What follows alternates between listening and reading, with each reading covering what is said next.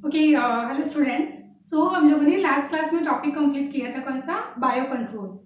तो अब तक हम लोगों ने टोटल 5 फील्ड कंप्लीट कर लिए। पहला हाउस होल्ड पढ़ा था, दूसरा इंडस्ट्रियल पढ़ा था, थर्ड बायोगैस प्रोडक्शन पढ़ा था, फोर्थ सीवेज ट्रीटमेंट पढ़ा था, फिफ्थ बायो कंट्रोल पढ़ा था। और इस चैप्टर का ये लास्ट क्लास है जहाँ पे हम पढ़ने जा रहे हैं क्या? Bio fertiliser. और ये क्लास 11th का ही टॉपिक है जो जस्ट एक रिवीजन है। तो बायो फर्टिलाइजर, ठीक है। तो ये हो जाएगा आपका 6th टॉपिक, इस चैप्टर का लास्ट टॉपिक, ठीक है। तो यहाँ पे माइक्रोब्स को हम लोग यूज करेंगे एज अ फर्टिलिटी या फिर एक मिनट सॉरी फर्टिलाइजर के फॉर्म में ना। तो आपने इसमें क्या पढ़ा होगा कि यहाँ पे बायो फर्टिलाइजर के फॉर्म में आप बैक्टीरिया को भी यूज कर सकते हो, फंगस को भी यूज कर सकते हो और साइनोबैक्टीरिया को भी यूज कर सकते हो। देखते हैं, चलो पहला हम पढ़ेंगे बैक्टीरिया। अब आपने क्लास 11th में कभी पढ़ा है कि बैक्टीरिया को एज अ हम बायो फर्टिलाइजर की तरह यूज कर रहे हैं? हाँ, मैं नाइट्रोजन फिक्सिंग बैक्टीरिया की बात कर रही हूँ। तो वही तो हुआ ना, मतलब कि ये प्लांट को क्या सप्लाई करेंगे? नाइट्रोजन सप्लाई करेंगे। सो बेसिकली हम लोग यहाँ पे नाइट्रोजन फिक्सिंग बैक्टीरिया की बात करने जा रहे हैं, ठीक है। अब अगर आपने क्लास 11 पढ़ी होगी तो उसमें नाइट्रोजन फिक्सिंग बैक्टीरिया हमने दो तरह के पढ़े थे। पहला आ जाएगा यहाँ पे कौन सा? सिम्बायोटिक। तो ये बैक्टीरिया क्या करेंगे? प्लांट के साथ में सिम्बायोसिस करेंगे। तो सिम्बायोटिक बैक्टीरिया आ जाएंगे, जिसमें most common example is rhizobium. ये तो कोई महान ही होगा जिसने राइजोबियम नहीं सुना होगा। तो राइजोबियम बैक्टीरिया जो होता है वो लेग्यूमिनस प्लांट के साथ में क्या करेगा? लेग्यूम प्लांट के साथ में सिम्बायोसिस करता है। वो भी कहां पे?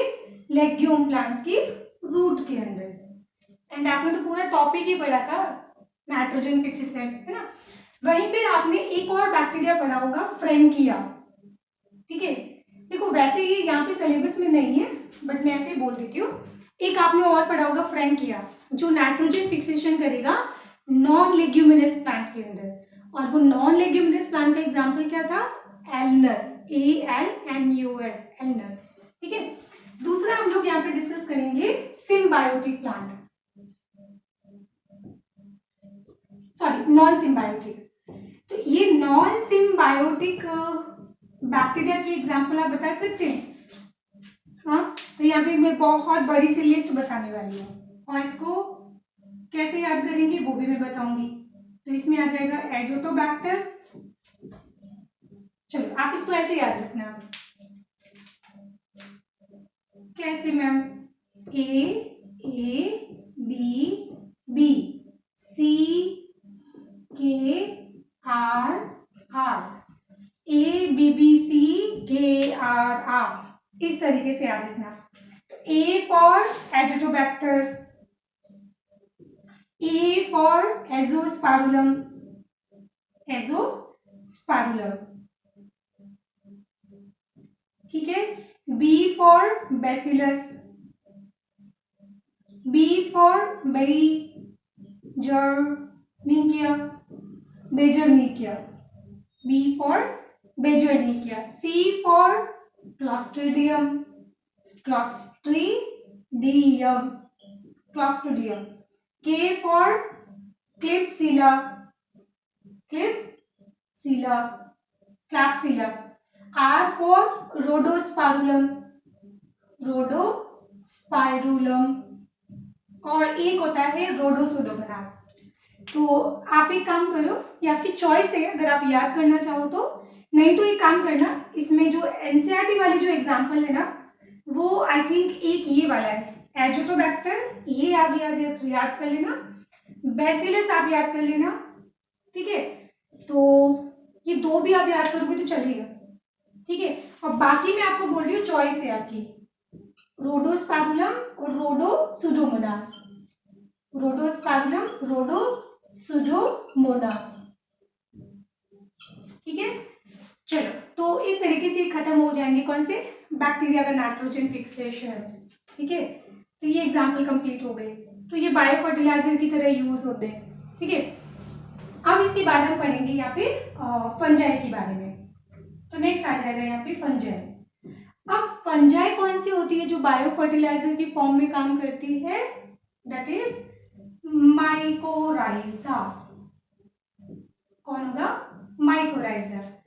तो माइकोराइजा अगर आपने पढ़ा होगा तो ये माइकोराइजा फंगस का इंफेक्शन होता है किसके साथ, fungi plus root of higher plant.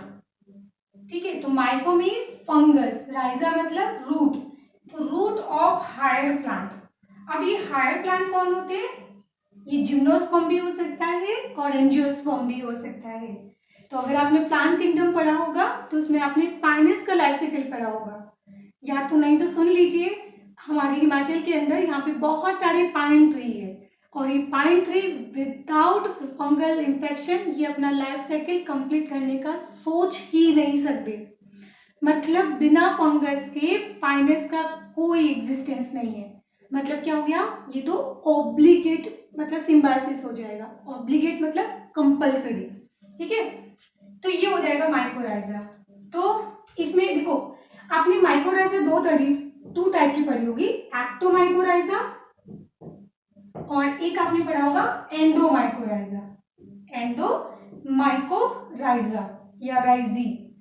तो एक्चुअली क्या होते हैं, लोग यहाँ पे एक मिसकॉन्सेप्ट बना लेते हैं कि एक्टो का मतलब रूट के बाहर बाहर और एंडो का मतलब होता है रूट के अंदर भी इंफेक्शन हो रहा है। टोटली रॉन्ग, ऐसा नहीं होता है। ये मान लो कि क्या होता है, रूट होता है एंड इस रूट का ये क्या है, एक्टोडर्म है। ये क्या हो जाएगा, दिस इज एपिडर्मिस। तो एपिडर्मिस के नीचे वाली सेल्स कौन सी होती है, रूट की ट्रांसफर सेक्शन अगर हम लोग लेते हैं तो इसमें रूट के नीचे जो सेल्स होती है वो यहाँ पे होती है कॉर्टेक्स की सेल्स। तो ये वाला जो लेयर है and this one is cortex, तो ये तो हो जाएगा कॉर्टेक्स। तो अब देखना एक्टोमाइकोराइजा का इंफेक्शन कहाँ पे होगा, तो एक्टोमाइकोराइजा का इंफेक्शन ऐसे मिलेगा आपको। मान लीजिए कि ग्रीन कलर की क्या है, फंगस है, तो ये ग्रीन कलर की क्या हो गई, फंगस। तो अब मुझे बताओ इस फंगस का इंफेक्शन कहाँ पे है, रूट के अंदर या रूट के बाहर। तो मैडम हमें तो रूट के अंदर रूट के बाहर दोनों जगह इंफेक्शन दिखता है। ठीक है, अब इसको देखना एंडोमाइकोराइजा, तो इसमें मैं फंगस जो है रेड कलर से बना रही हूँ। तो इसमें आपको सिर्फ इंफेक्शन कहाँ पे मिलेगा, रूट के अंदर।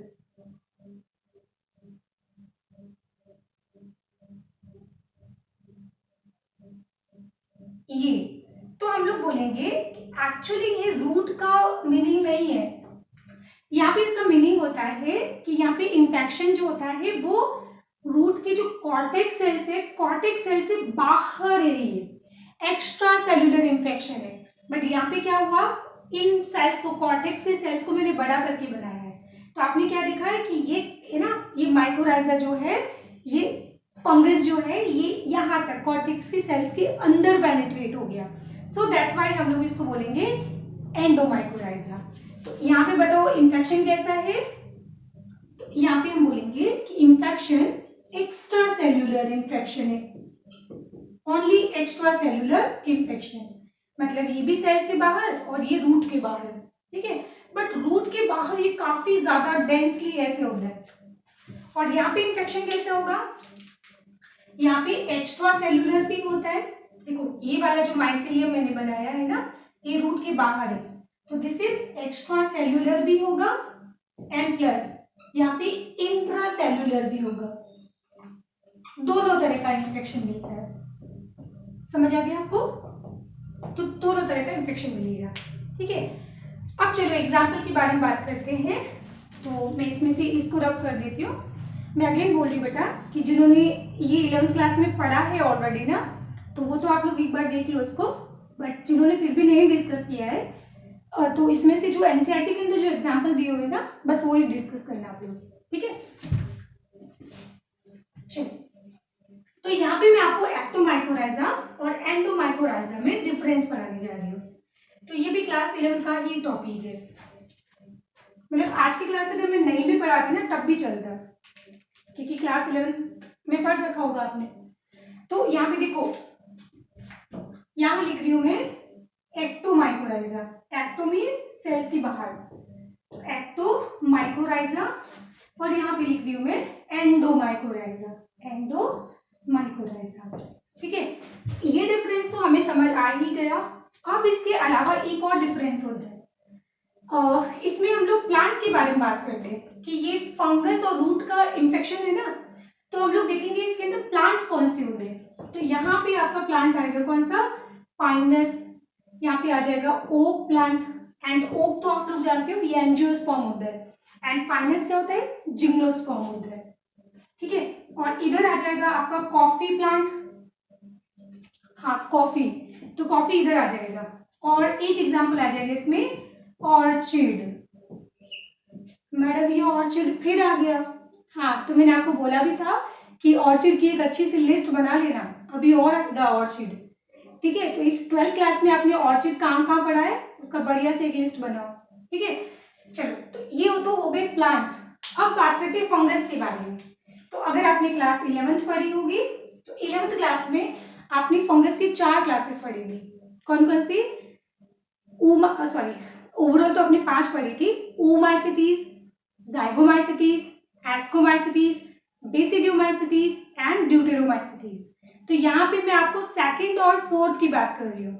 सेकंड हो जाएगा Zygomycetes and the fourth one is Basidiomycetes. तो यहाँ पे जाइगोमाइसिटीज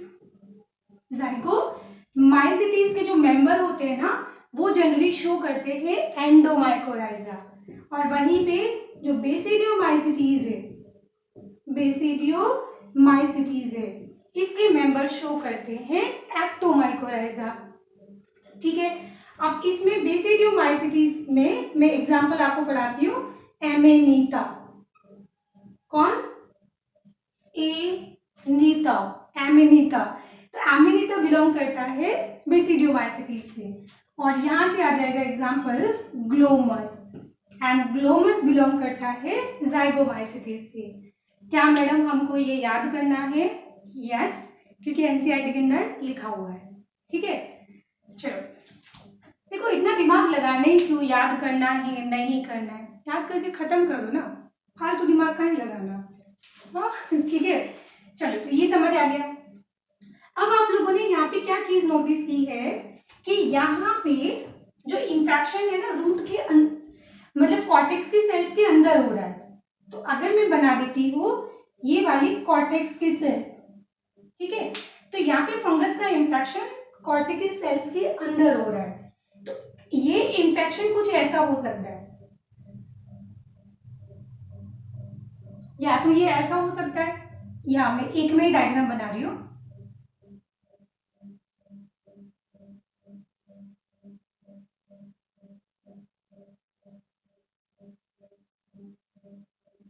मतलब मैं समझाने के लिए एक में ही डायग्राम बना रही हूँ। तो ये ऐसा भी बन सकता है। तो ये बेसिकली इसके एब्जॉर्प्टिव ऑर्गन होते हैं जो क्या करेंगे, इसमें से जो भी प्लांट की जो रूट्स होती है ना उनकी सेल्स के अंदर जो न्यूट्रिशन होगा उस न्यूट्रिशन को ये अपटेक करेंगे, but without harming plant cells, क्योंकि ये सिम्बायोसिस है, ये पैरासिटिज्म नहीं है, ध्यान रखना। तो हम लोग बोलेंगे कि ये यहाँ से क्या करेगी, फंगस न्यूट्रिशन को एब्जॉर्ब करेगी but without harming plant cells, ठीक है।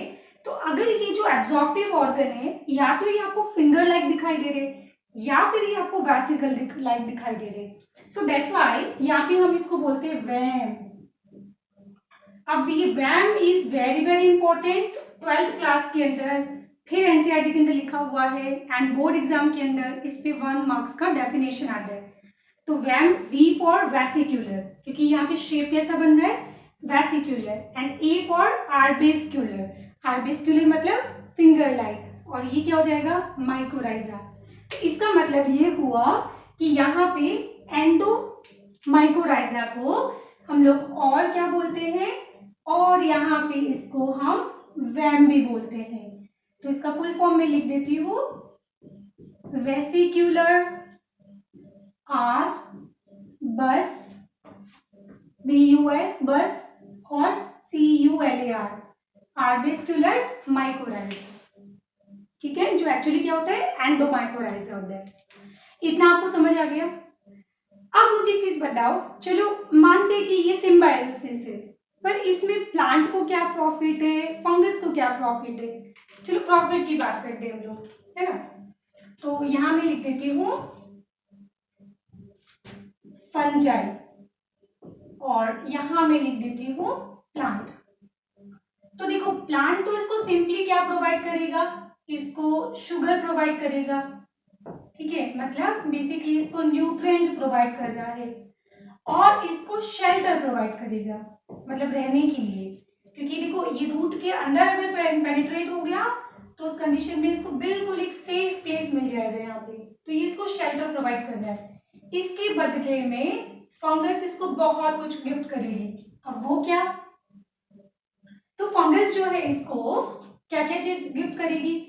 पहली चीज ये क्या करेगी, इसके लिए बहुत सारे मिनरल्स एब्जॉर्ब करेगी। मैं इसको यहाँ लिख रही हूँ, ठीक है।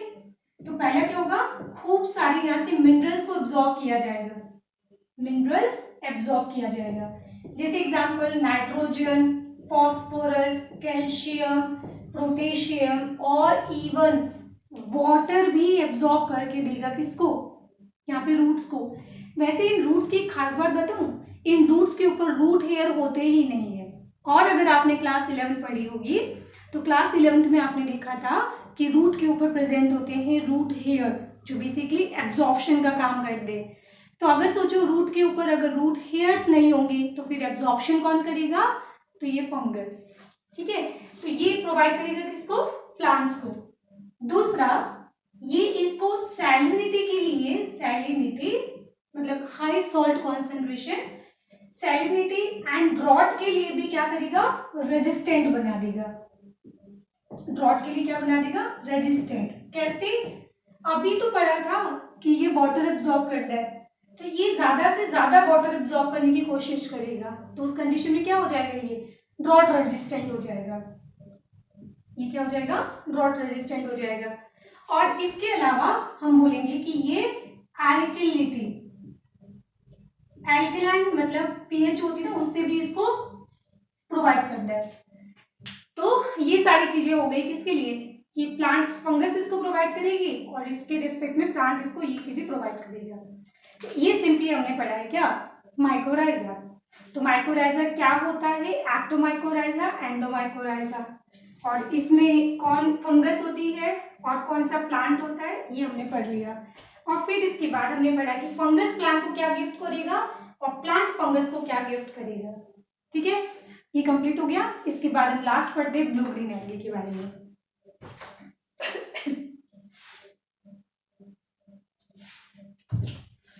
चलो ये कंप्लीट हो गया।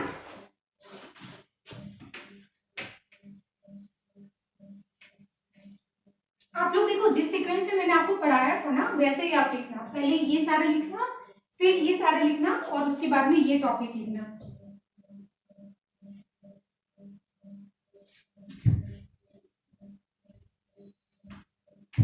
अच्छा एक मिनट, क्या हम लोग ऐसा बोल सकते हैं ना कि देखो ये फंगस भी क्या कर रही है, रूट को कवर कर रही है। तो अगर रूट को कवर कर लेगी तो उस कंडीशन के अंदर जो पैथोजेनिक फंगस होगी वो यहाँ पे ग्रो नहीं कर पाएगी, है ना। तो हम लोग क्या बोलेंगे कि ये रेजिस्टेंस प्रोवाइड करेगा, किससे, रेजिस्टेंस टू पैथोजेनिक माइक्रोब्स, या पैथोजेन से, resistance to root borne pathogen, resistance to root borne pathogen. जो सॉइल के अंदर जो पैथोजेंस होंगे वो यहाँ पे ग्रो नहीं होंगे, क्योंकि इस फंगस ने ऑलरेडी सारा एरिया कवर करके रखा है। कितना समझ आ गया। And the last one is blue green algae. तो यहाँ पे बायो फर्टिलाइजर में आपने पहले पढ़ा था बैक्टीरिया, जिसमें आपने सिम्बायोटिक नॉन सिम्बायोटिक पढ़ा था। फिर दूसरा हमने पढ़ा था यहाँ पे माइकोराइजा, और माइकोराइजा में हमने एक्टोमाइकोराइजा, एंडोमाइकोराइजा पढ़ा था। और इसमें वैम तो मतलब दिल से मतलब आवाज आनी चाहिए, वैम, ठीक है। तो vesicular, arbuscular, mycorrhiza. And the third one is last blue green algae. तो अगर मैं आपको 11th क्लास में ले जाऊं तो 11th क्लास के अंदर अगर आपने कभी ब्लू ग्रीन एल्गी का अगर डायग्राम बनाया होगा तो कुछ ऐसा बना था।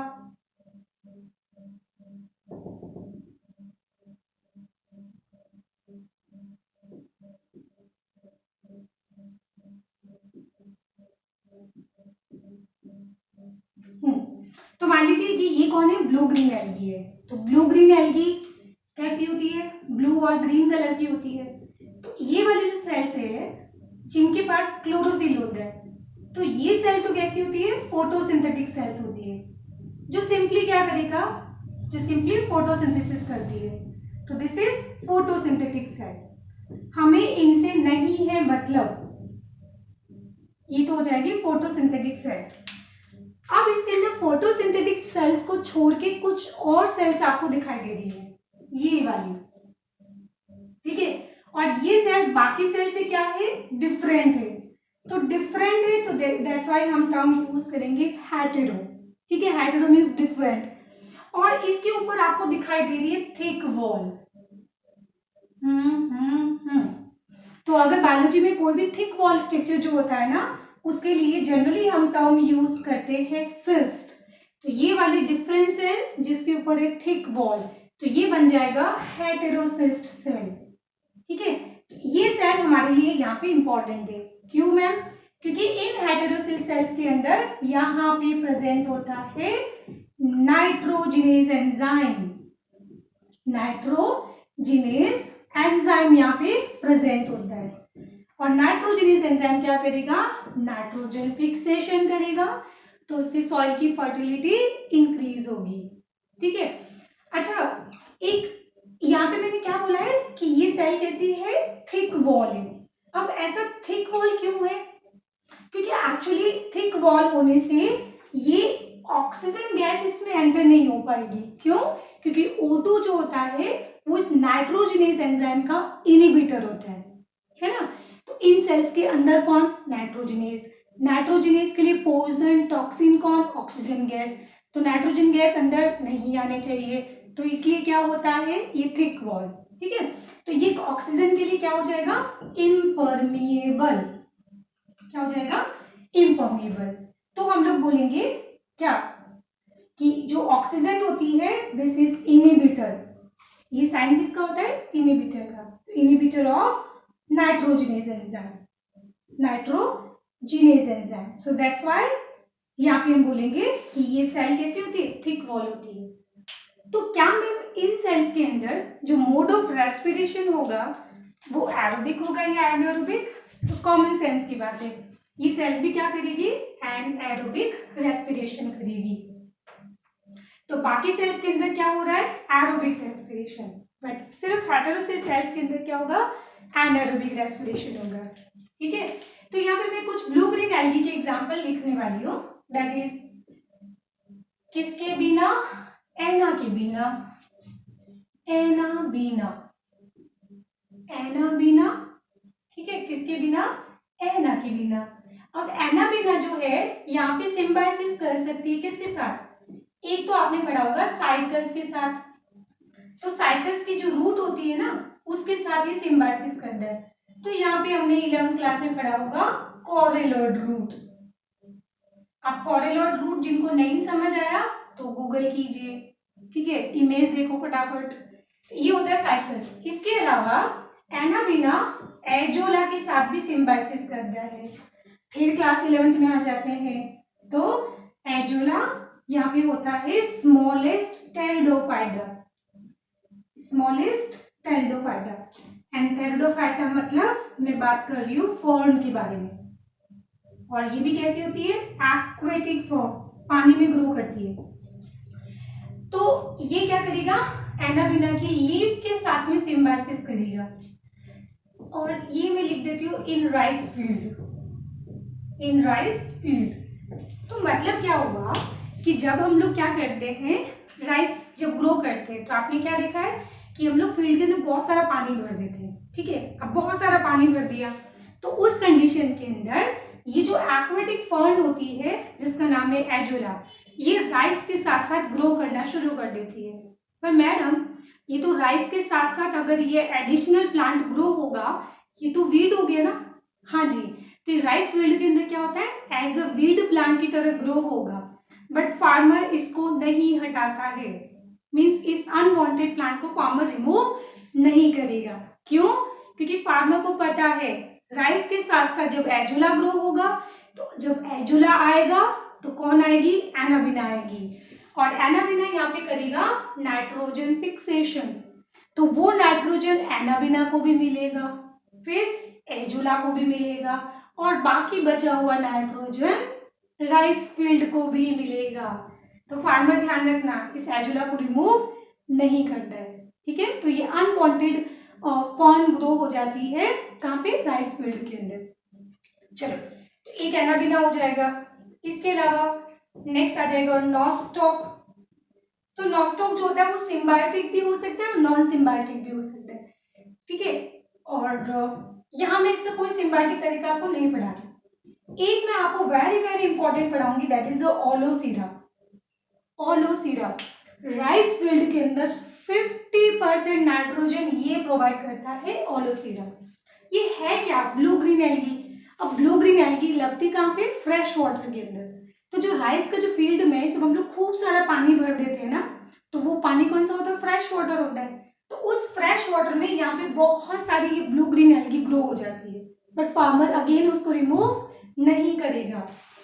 क्यों? क्योंकि एलोसीरा जो होता है वो 50% नाइट्रोजन प्रोवाइड करता है, किसको प्रोवाइड करेगा, राइस प्लांट को। बट ध्यान रखना, यहाँ पे एलोसीरा और राइस प्लांट का कोई कनेक्शन नहीं है, मतलब डायरेक्ट उनके बीच में कोई सिम्बायोसिस नहीं है।